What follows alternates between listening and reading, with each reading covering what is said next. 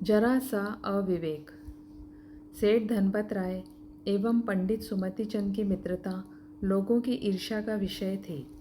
न सेठ धनपत राय को पंडित सुमति चंद के बिना चैन पड़ती और न पंडित सुमति चंद को ही सेठ धनपत राय के बिना अच्छा लगता। अब तो खैर दोनों रिटायर्ड ही हो गए समझिए। परंतु जब उनके काम करने के दिन थे तब भी वे दोनों महीने में 15 दिन एक साथ भोजन करते थे। सेठ जी के यहाँ पंडित जी ने भोजन किया या पंडित जी के यहाँ सेठ जी ने, इस बात से कोई अंतर नहीं पड़ता था, पर दोनों का एक साथ भोजन होना आवश्यक अवश्य था और यह सब सहज ही होता था।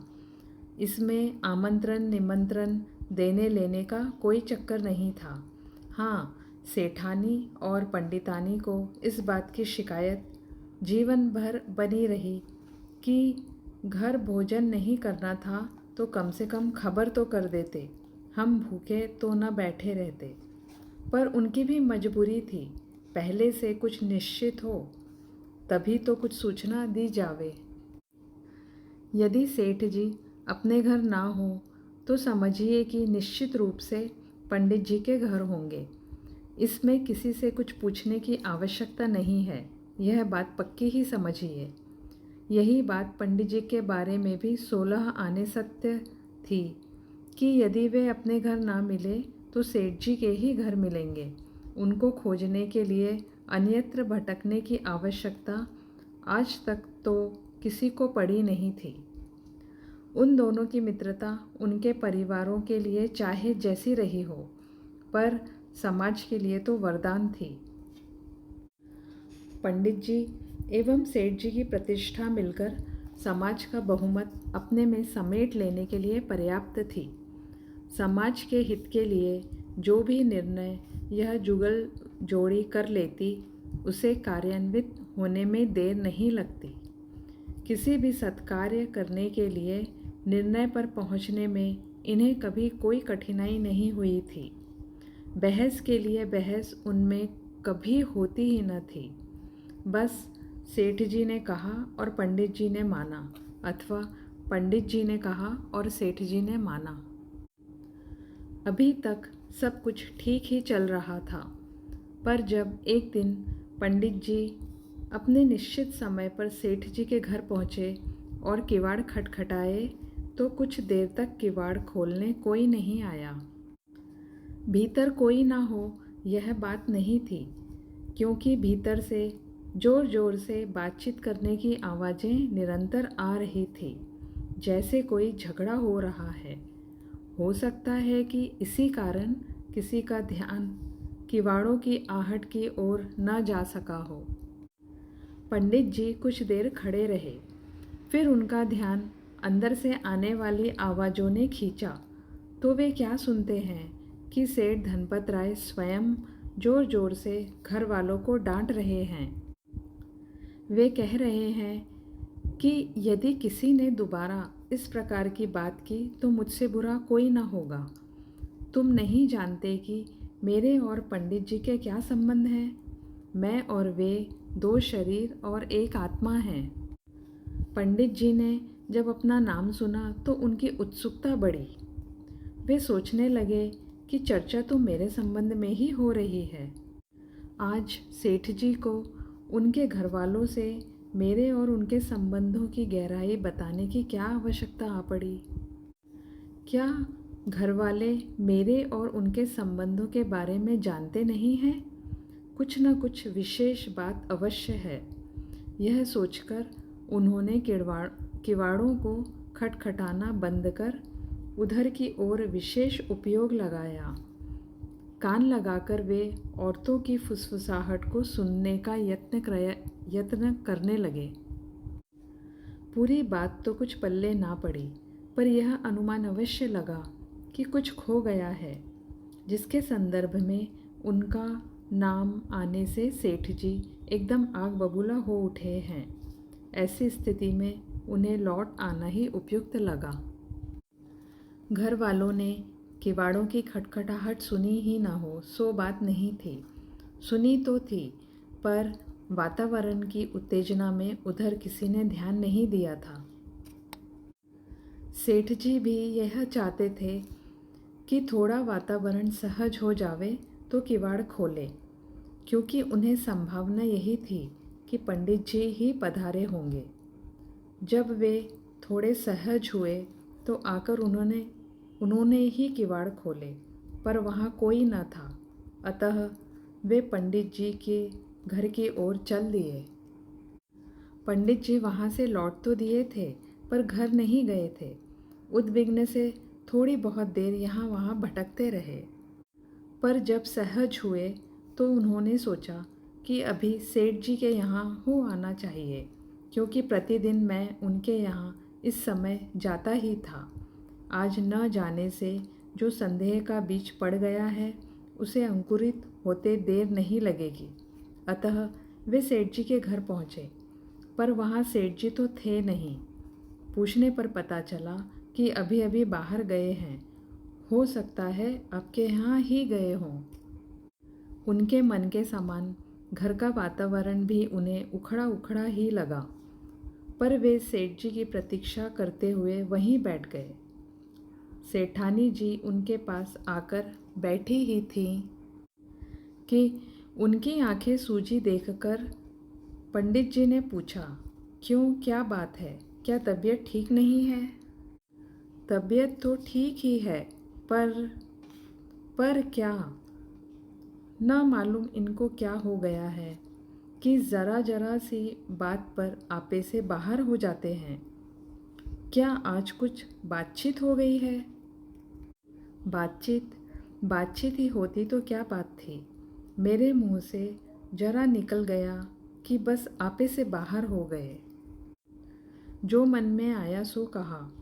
हमने भी बहुत सहा है, पर अब सहा नहीं जाता। कहते कहते वे रो पड़ी, तो सांत्वना देते हुए पंडित जी ने कहा, बात क्या थी? कुछ नहीं, बस इतनी सी बात थी कि कल बड़े भैया का छोटा बाबू यहाँ खेल रहा था। उसके एक हाथ में से सोने का कड़ा ना मालूम कहाँ गायब हो गया। हम उसी को खोज रहे थे। भैया ने पूछा कि कौन कौन आया था घर पर, तो मेरे कल मुँहे मुख से निकल गया कि पंडित जी के अलावा और कोई तो नहीं आया था। फिर क्या था, उनका पारा आसमान पर चढ़ गया। ना मालूम क्या क्या बकने लगे। मैं तो चुप रह गई, नहीं तो ना मालूम आज क्या हो जाता। मैंने आप पर चोरी का इल्ज़ाम थोड़े ही लगाया था। मैं क्या जानती नहीं हूँ कि आपका नाम लूँगी तो ये मेरी खाल खींचकर भूस भर देंगे। पर जब भैया ने पूछा तो मेरे मुंह से सहज ही निकल गया। मैं ना भी कहती तो क्या यह बात पता न चलती?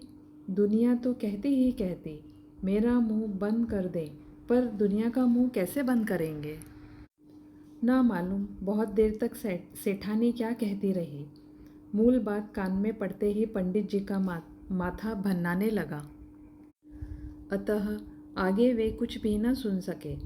दरवाजे पर किवाड़ खटखटाते समय जो कुछ उन्होंने सुना था, उसका सभी कुछ संदर्भ स्पष्ट हो गया।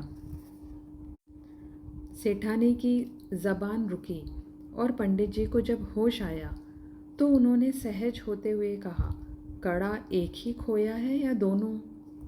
बस एक, दूसरा तो। कहते हुए सेठानी कड़ा लेने चली गई। लाकर पंडित जी को बताते हुए कहने लगी, गत वर्ष ही तो बनवाए थे 4 तोले के 2 कड़े। अपने बगल वाले सोनी भैया ही ने तो बनाए हैं। ऐसी डिज़ाइन तो सिर्फ यही सुनार बना सकता है, औरों से तो हम कभी बनवाते ही नहीं। उनकी ज़बान बराबर चल रही थी। पंडित जी ने वह कड़ा ध्यान से हाथ में लेकर देखा और यह कहते हुए चल दिए, लगता है सेठ जी मेरे ही घर गए होंगे। सेठ जी जब पंडित जी के घर पहुँचे तो पता चला कि वे तो आपके घर ही गए हैं। इस जानकारी से सेठ जी को यह समझते देर नहीं लगी कि प्रातः किवाड़ खटखटाने वाले पंडित जी ही थे और कोई नहीं। अतः वे बहुत देर तक पंडित जी को यहाँ वहाँ खोजते रहे, पर जब वे कहीं ना मिले तो थके हारे से घर पहुँचे। जैसे कोई शमशान से अपने सगे संबंधी का क्रियाकर्म करके लौटा हो। आज का दिन दोनों ही मित्रों के लिए जीवन का सबसे अधिक मनहूस दिन साबित हुआ। 2-3 दिन ऐसे ही निकल गए। वे दोनों एक दूसरे से मिले ही नहीं। दोनों घरों के वातावरण पर भी उनकी उदासी की मनहूस छाया छाई रही। चौथे दिन पंडित जी सेठ जी के घर पहुँचे और कड़ा देते हुए सेठ जी से बोले, यह कड़ा मेरी कोट की जेब से निकला है। लगता है बच्चा जब मेरे पास खेल रहा था तब उसने मेरी जेब में हाथ डाला होगा और उसमें ही रह गया होगा। यह कड़ा आप सेठानी जी को दे दीजिए, जिससे उन्हें संतोष हो जाए और गृह कलह समाप्त हो। सेठ जी कड़ा देख व उनकी बातें सुन हक्के बक्के रह गए। उन्होंने कल्पना ही न की थी कि ऐसा भी हो सकता है। उनका दिल इस बात पर विश्वास करने को कतई तैयार न था। उनका माथा चकराने लगा।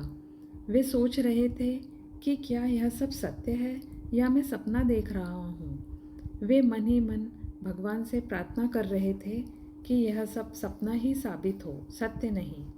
उन्हें कड़ा मिलने की रंच मात्र भी खुशी नहीं थी, अपितु एक ऐसा मित्र खो देने की असह्य वेदना हो रही थी जिसके सामने चक्रवर्ती का वैभव भी तुच्छ था। यह आघात उनके लिए इतना बड़ा था कि जिसे वे बर्दाश्त नहीं कर सकते थे। अच्छा ही हुआ कि वे एकदम बेहोश होकर गिर पड़े। पंडित जी भी इस स्थिति का सामना करने में अपने को असमर्थ पा रहे थे, पर सेठ जी की बेहोशी ने उनका रास्ता साफ कर दिया और वे वहाँ से उठकर तत्काल नीची गर्दन किए हुए भारी हृदय से अपने घर की ओर चल दिए।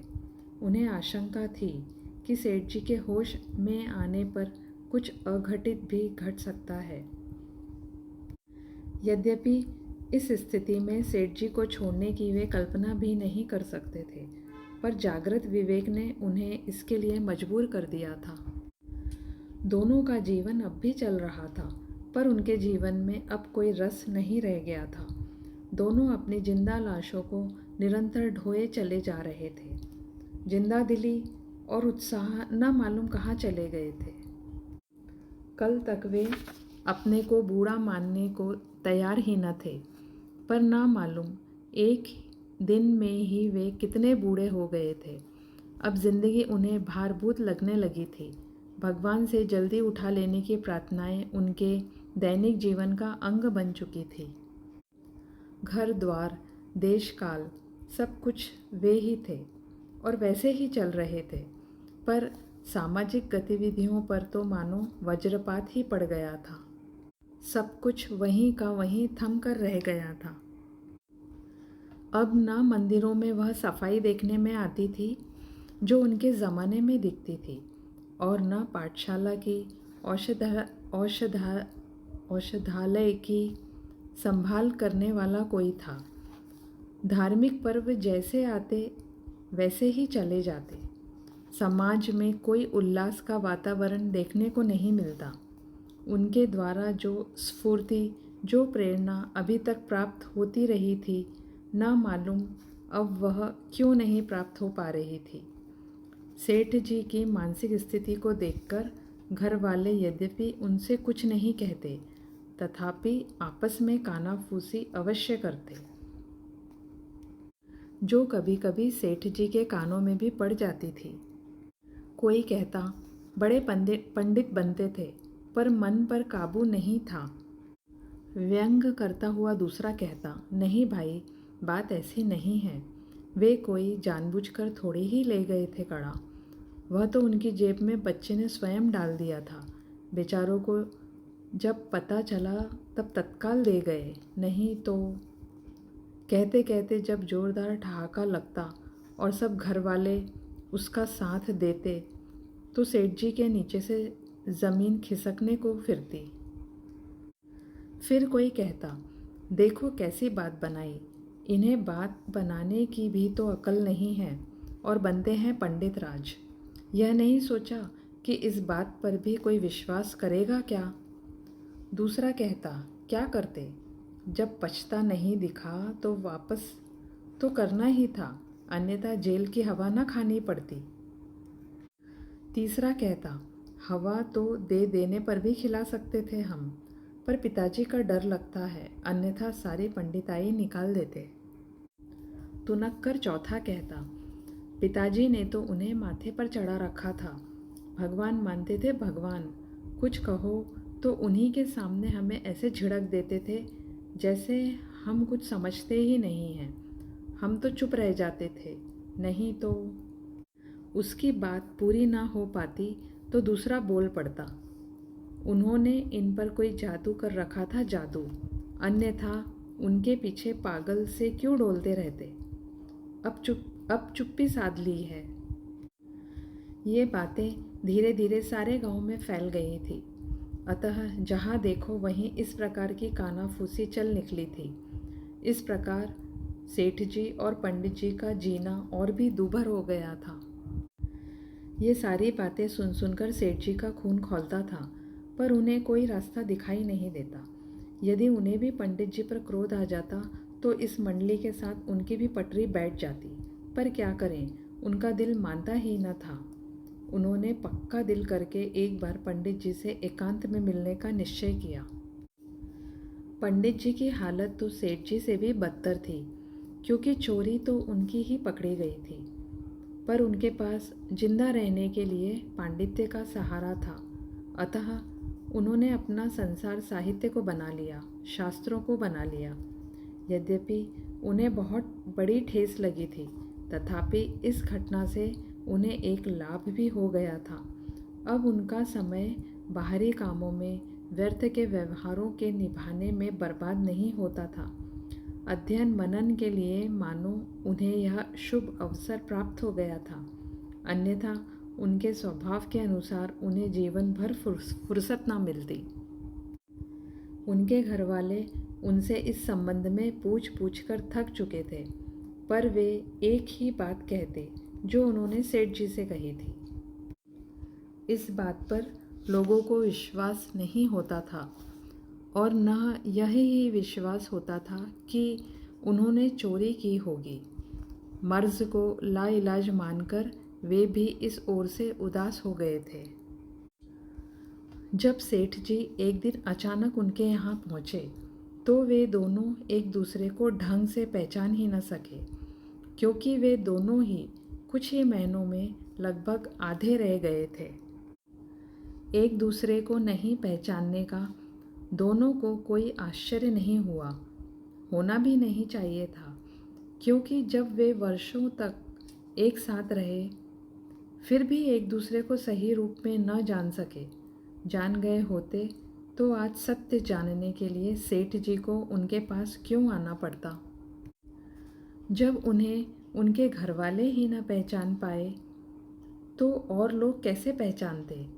जानना आसान है पर पहचानना नहीं, क्योंकि पहचानने में जो गहराई है वह जानने में कहाँ।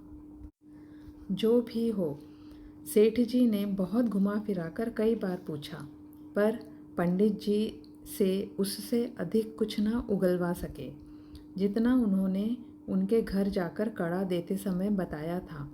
पंडित जी मानो पत्थर हो गए थे। उन्होंने विचित्रताओं के बारे में शास्त्रों में तो बहुत पढ़ा था, पर जीवन में साक्षात दर्शन अभी हो रहे थे। यह घटना शीतकाल के आरंभ में घटी थी, पर माघ की कड़कती सर्दी वातावरण को उतना ठंडा नहीं बना सकी थी जितना ठंडा सामाजिक वातावरण को इस घटना ने कर दिया था। अब ना कोई पंच था ना पंचायत। उनके बिना मानो पंचायत भंग सी हो गई थी। अब न कोई अनाथों की सुनने वाला रहा था और न दुखियारी विधवाओं की समस्याओं का समाधान करने वाला ही। सामाजिक कार्यक्रमों की फसल पर मानो तुषार ही पड़ गया था।